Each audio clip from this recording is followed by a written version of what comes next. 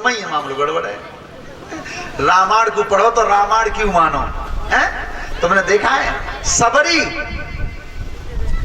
सबरी जो थी अनुसूचित जात की थी, सबरी, और राम झूठे बेर खा गए उसके। तो अगर राम झूठे बेर खा सकते हैं तो क्या सबरी राम के मंदिर में नहीं जा सकती? विचार करना। शास्त्र हमारा ये संकेत करता है, पहले पढ़िए, पढ़ने के बाद उस पर स्वयं अमल करिए और तब उसे व्यास मंच से कहिए।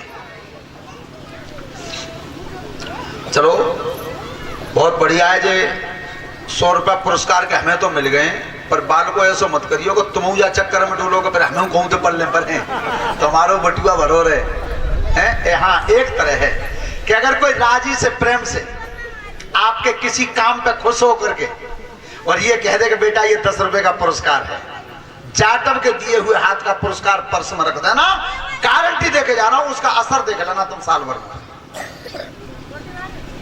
श्रोता बंधु, मैंने इसलिए कह दिया था कि वो नाम भूल गए थे, तो इसलिए तो वहां से आज युद्ध आरंभ हुआ है दोनों पक्षों में।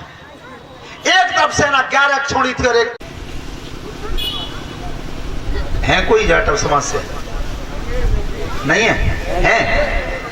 तो कल ले आओ ना, तो 10 रुपया आप जेब से सीधे हमें दियो मंच में, ठीक है?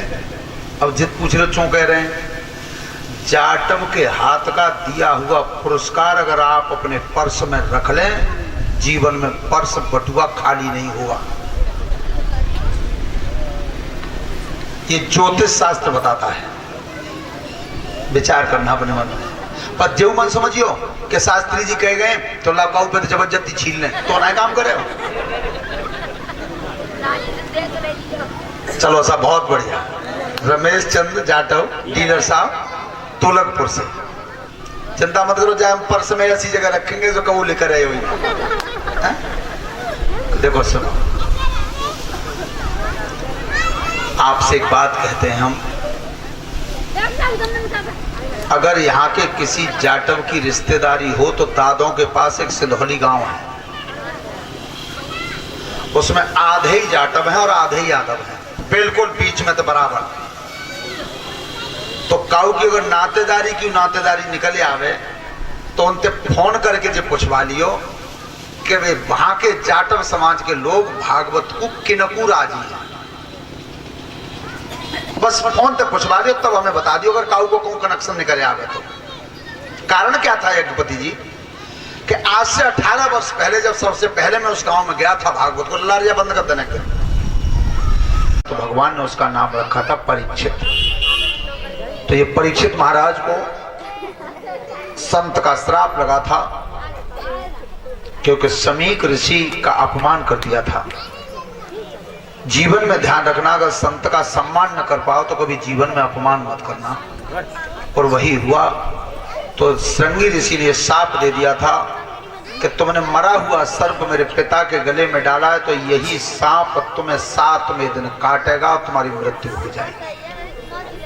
7वें दिन 7 ही है, 8वां है ही नहीं, नहीं 7 दिन में जन्म होना है, नहीं 7 दिन में मरण। तो कल ध्यान से सुने सभी माताएं बहनें बेटियां, कल शिवजी का और पार्वती का विवाह सुनाया जाएगा भागवत कथा में। सती प्रसंग पहले होगा, शिव पार्वती विवाह होगा।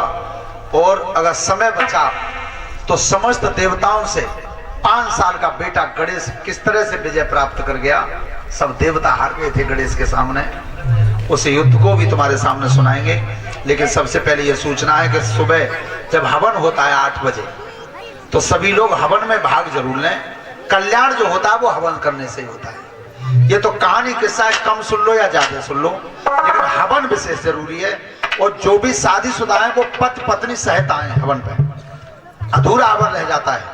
और खाली हाथ नहीं आवे, जो कुछ भी श्रद्धा हो वो दक्षिणा जरूर लेकर के आवे। क्यों कि यज्ञ ही बिना दक्षिणा के पूरा नहीं होता। तो हवन में जहां तक मेरी आवाज जा रही हो पूरे नगर में से सब हवन क्रिया में जरूर भाग लें। सुबह 8 बजे, शाम को हमारी जो बिटियाओं ने कलश भरे हैं वो अपने अपने कलश के पास दिन छिपे दीपक जलाएं घी का। अगर घी किसी बेटी के घर ना हो तो वो यहां से ले ले, यहीं मिलेगा। कमेटी की तरफ से। आटे का दीपक बनाएं, शाम को जलाएं। सुबह 6 बजे के बाद 6 बजे के बाद स्नान करके हवन कुंड के परिक्रमा करें। खाली हाथ नहीं, जौ के दाने ले लें, चला के दाने ले लें और टॉफी ले लें, बिस्कुट ले लें। एक परिक्रमा पे एक दाना छोड़ दें थाली में। तो परिक्रमा कम से कम 7, ज्यादा से ज्यादा 108, जितनी क्षमता हो, जितनी क्षमता हो। 7 दो, 9 दो, 21 दो, जितने परिक्रमा दे सकते हो परिक्रमा दें। फिर उसके बाद हवन क्रिया में शामिल हो। और अब परीक्षित यज्ञपति महाराज जी दोनों खड़े हो जाएं, आरती की थाली पकड़ें। सभी भक्तन खड़े हो जाएं, सभी भक्तन आरती करें। उसके बाद प्रसाद लेकर के तब जाएंगे। कोई बिना आरती बिना प्रसाद के नहीं जाएगा।